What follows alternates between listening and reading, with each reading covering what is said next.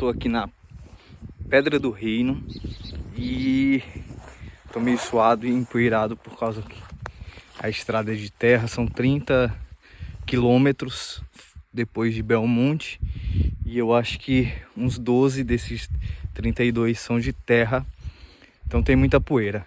Eu imagino que muita gente nem conheça e eu não conhecia até hoje. É a primeira vez que eu venho aqui na Pedra do Reino. E semana passada, uns 15 dias, eu fui pesquisar como chegar. E ao pesquisar como chegar, eu descobri uma história muito macabra, que eu imagino que até muitos moradores aqui da cidade não conhecem. E essa história se refere a alguns personagens que inclusive estão aqui homenageados, não sei se essa seria a palavra, em pedra. E assim, a gente tem aqui Nossa Senhora, Cristo Rei, São José, seria a Santíssima Família, né? Tem São Pedro, São João, Santo Antônio. Aí a gente vai para lá que são os mais macabros, como eu falei. A gente tem aqui o rei João Ferreira, o rei João Antônio e o rei Pedro Antônio. Eu não sei exatamente porque tem o João Antônio e o João Ferreira. Então eu posso acabar pecando e confundindo as duas pessoas. Mas se eu errar, eu corrijo na descrição.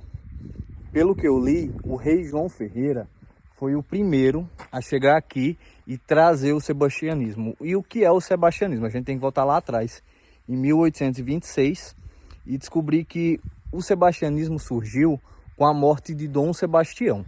Dom Sebastião era filho único e não tinha nenhum sucessor. Sendo assim, a coroa de Portugal, ela passou, após a sua morte, em uma batalha no Marrocos, ela passou para um cardeal, eu acho. Eu sei que era um religioso, que durou acho que 5 meses e ele morreu. Sendo assim, Portugal ficou sob o domínio da Espanha. E como todo país dominado, né, acabava sofrendo muito. E esse sofrimento acaba por gerar religiões ou seitas, né, messiânicas. E foi isso que aconteceu. As pessoas de Portugal começaram a acreditar que o Dom Sebastião ele não havia morrido, ele havia sido encantado. Meio que foi levado aos céus. Eu não sei bem o que se refere a essa palavra encantado. Mas ele foi encantado e ele, ao desencantar, Portugal voltaria a ser um país livre, né? As pessoas ficariam ricas e tudo mais. E os jesuítas acabaram trazendo um pouco disso para cá. Não sei se foi através deles que o João Antônio soube dessa história. E após saber dessa história, ele veio aqui para Belmonte e disse ter encontrado umas pedrinhas, uns diamantes, próximo a essas duas pedras, que na época eram conhecidas como pedra bonita. Uma porque tem um material que brilha. Então, essas pedras começou a espalhar que tinha sido Dom Sebastião que havia presenteado ele, que ele comunicava-se com Dom Sebastião, e ele começou a pregar que quem acreditasse em Dom Sebastião, doente, ficaria sadio, o negro ficaria branco, porque tinha a questão da escravidão nessa época, né? Então ele conseguiu agregar algumas pessoas a essa sua seita. Mas, em um determinado momento, o padre, ele conversou com o João Antônio e falou bora que não ia dar certo para ele aqui. Ele foi embora. E depois de um tempo, o cunhado dele, Antônio, tomou a frente dessa seita e disse que ele falava agora com o Dom Sebastião. Sendo assim, ele era bem mais violento e eles disseram que o Dom Sebastião ele só iria desencantar quando essa pedra fosse molhada de sangue. E aí começa a parte mais macabra. Ele começou a sacrificar pessoas. E o primeiro foi o pai dele, que era velho e acreditava que cometendo o suicídio, né, pulando da pedra. Muitos pularam da pedra, acho que tem 32 metros.